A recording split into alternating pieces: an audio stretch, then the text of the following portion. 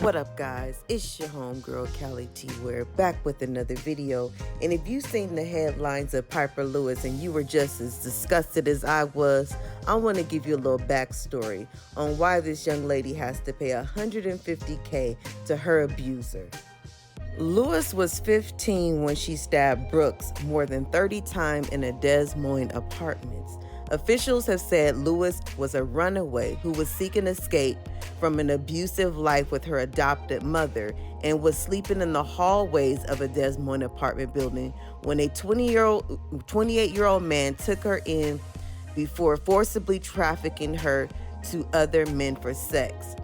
Lewis said that one of those men was Brooks and that he had raped her multiple times in the weeks before his death. She recounted being forced at knife point by the 28-year-old man to go with Brooks to his apartment for sex. She told officials that after Brooks had raped her yet again, she grabbed the knife from a bedside table and stabbed him in a fit of rage. Police and prosecutors have not disputed that Lewis was sexually assaulted and trafficked, but prosecutors have argued that Brooks was asleep at the time he was stabbed and not in immediate danger to Lewis. Iowa is not among the dozen of states that have a so-called safe harbor law that gives trafficking victims at least some level of criminal immunity.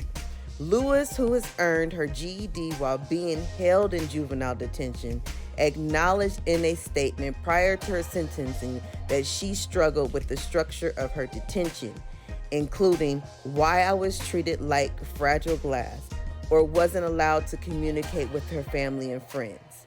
She says, "My spirit has been burned, but still glows through the flames." She reads from a statement she had prepared. "Hear me roar, see me glow, and watch me grow. I am a survivor," she added.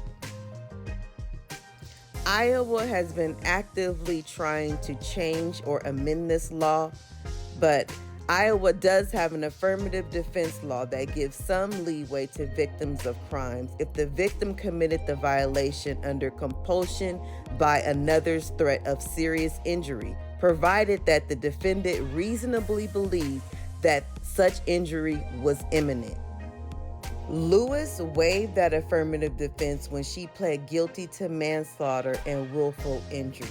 The judge in this case says, as for being required to pay the estate of her rapist, the court is presented with no other option.